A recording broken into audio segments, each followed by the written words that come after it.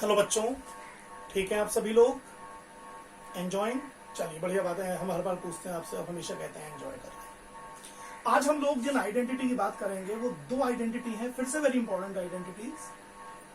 First one is X cube plus Y cube and second one is X cube minus Y cube. दोनों ही x हो, या page बचाते हैं, यहां करते हैं X cube minus Y cube. देखिए इसकी आइडेंटिटी रहेगी एक्स प्लस वाई, यहां प्लस है यहां भी प्लस। ऐसे जब इसको करेंगे यहां माइनस है तो यहां भी माइनस, लेकिन दूसरे ब्रैकेट में क्या होगा? X square plus x Y plus Y square. ये इसकी आइडेंटिटी है। लेकिन इसमें क्या चेंज आएगा? X square plus x Y. ओ प्लस वाले में हम माइनस आते हैं, plus x Y plus Y square. ये दो आइडेंटिटीज यहां हमारे सामने बनेंगी। इन दोनों आइडेंटिटी में आपको ध्यान रखना है, इन पर बेस्ड प्रॉब्लम आ जाती हैं, कई बार आ जाती हैं। कई बार ये हमें दिया जाता है, ये निकलवाते हैं। कई बार ये गिवन होता है, ये निकलवाते हैं। ये इनकी चॉइस है। बस ध्यान रखने वाला जो की पॉइंट है वो बड़ा सिंपल है कि जिसमें यहाँ प्लस क्यू होता है यहाँ एक्स वाई नेगेटिव होती है, और जिसमें यहाँ माइनस होता है वहां एक्स वाई वाली टर्म पॉजिटिव होती है। बाकी यहाँ पर वही साइन है जो इधर है। अच्छा, कई बार तो सीधे सीधे इन आइडेंटिटी का ही प्रूव आ जाता है कि ये आइडेंटिटी ही प्रूव करके दिखाइए। दो तरीके हैं, राइट हैंड साइड लीजिए, लेफ्ट हैंड साइड को सॉल्व कर दीजिए। इसको सॉल्व कीजिए, अपने आप ये बन जाएगा। वैसे एक और भी तरीका है, उसमें a plus B whole cube वाली आइडेंटिटी लगा करके भी इसको कर सकते हैं। ये मैं अभी आपके लिए छोड़ रहा हूं। यू थिंक योरसेल्फ क्या करेंगे। मैं तो प्रॉब्लम ले रहा हूं आगे। चलिए पहले से सबसे सिंपल टाइप की प्रॉब्लम लेते हैं जिसमें हम डायरेक्ट फैक्टराइज करते हैं। ठीक, मुझे जो क्वेश्चन यहां पहला ही नजर आ रहा है काफी इजी सा है। इट इज x की power 6 upon 125, x raise to the power 6 upon 125 plus 125 upon X raise to the power 6। ये मत करना सर, ये तो दोनों टर्म सेम है। बिल्कुल नहीं है, लेकिन आप आइडेंटिटी समझ रहे हैं। ये वाली लगेगी फर्स्ट वाली। अब मैं इसको सबसे पहले ये पता लगाऊंगा कि ये किन दो नंबर का क्यूब है। अगर ये पता लग गया तो मुझे एक्स और वाई की वैल्यू पता लग जाएगी, और अगर ये पता लग गया कि ये किन दो नंबर का क्यूब है तो फिर तो सिर्फ मुझे यहाँ वैल्यूज पुट करनी है एक्स और वाई की।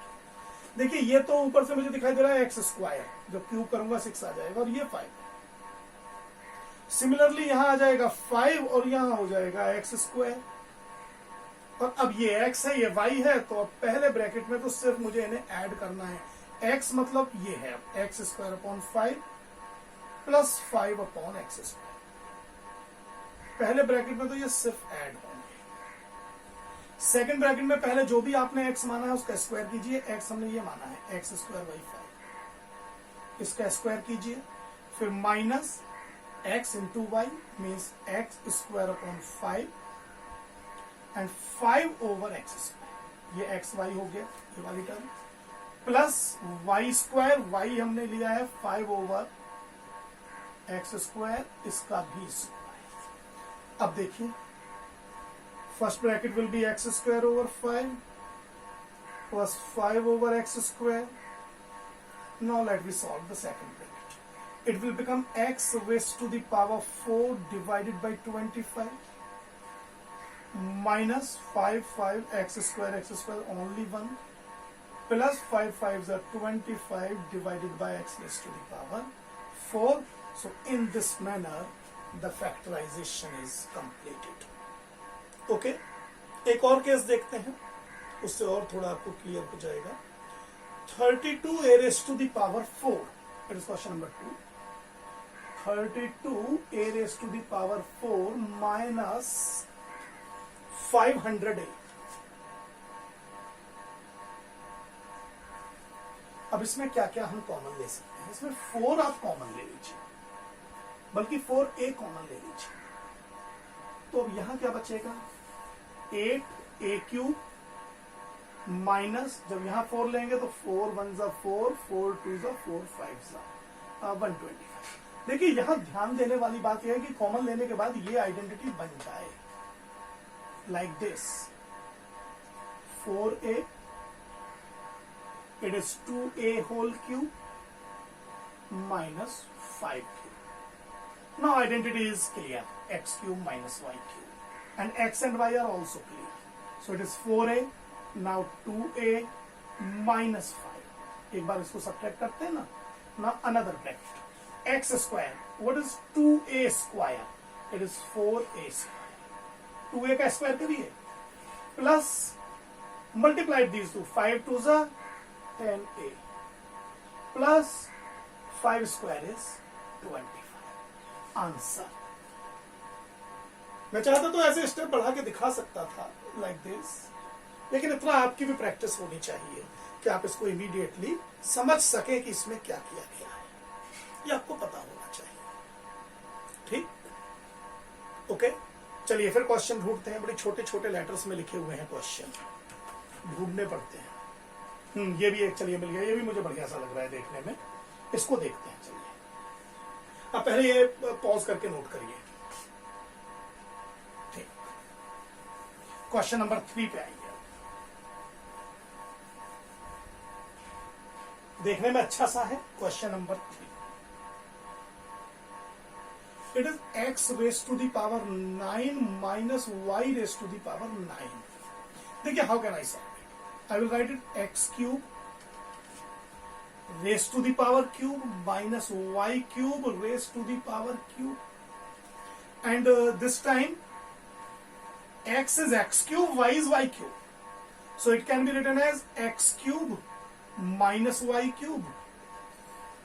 In another bracket, x square will become x power 6, cube का square 6, plus x cube y cube xy, this into this, plus y raised to the power 6. लेकिन ये यहां कंप्लीट नहीं हुआ है. इसे अभी आपको फर्दर सॉल्व करना पड़ेगा. ये अभी कंप्लीट नहीं हुआ है. क्यों कंप्लीट नहीं हुआ है अभी? क्योंकि अभी इसमें और स्टेप सॉल्व की जा सकती हैं.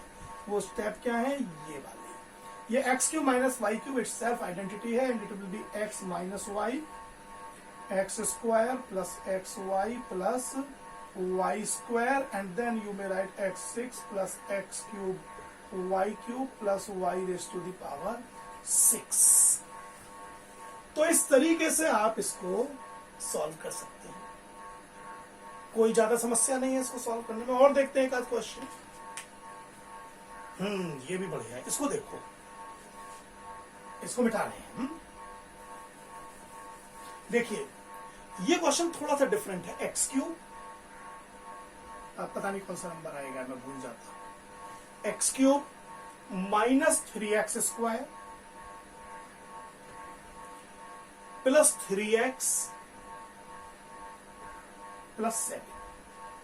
अब कहीं लगता ही नहीं है कि ए क्यूब माइनस बी क्यूब वाला है. इसमें करें क्या? देखिए इसको हम कैसे करेंगे. X cube minus 3x square plus 3x minus 1 plus 8. अब ये क्यों किया गया है? ये जो टर्म आप देख रहे हैं ना, इसको ध्यान दीजिए. ये है X cube A cube minus 1, या माइनस वाले से ही कर लेंगे, minus 1 cube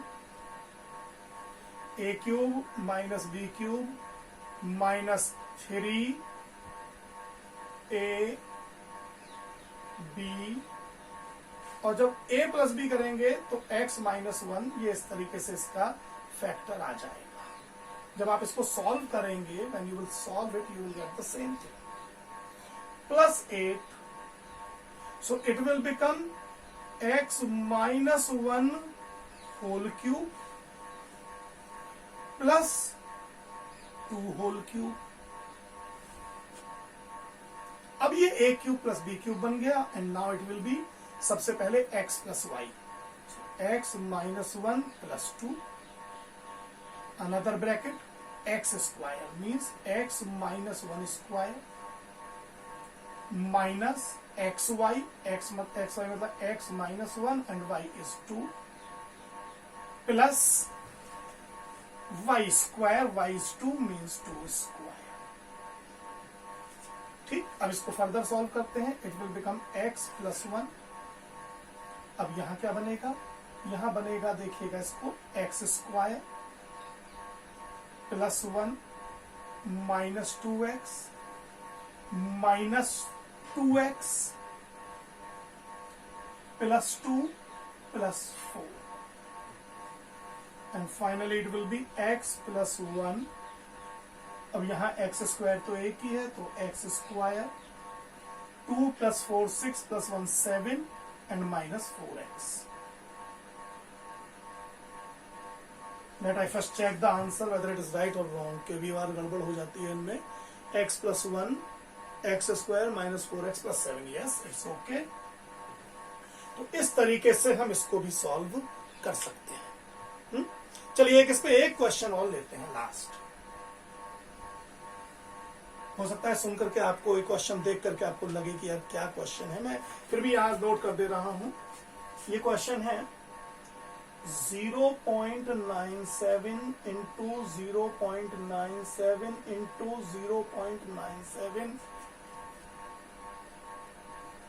plus 0.03 into 0.03 into 0.03 divided by 0.97 into 0.97 minus 0.97 into 0.03 plus 0.03 into 0.03। और ये प्रूव करके दिखाना है कि इसकी वैल्यू 1 आनी चाहिए। हम सॉल्व करते हैं, क्या आती है देखते हैं। हमारे हिसाब से अगर मैं इसको मान लूं तो यह है 0.97 whole cube plus 0.03 whole cube, और नीचे वाला जो नंबर बन रहा है वो है 0.97 whole square minus 0.97 into 0.03 plus 0.03 whole square.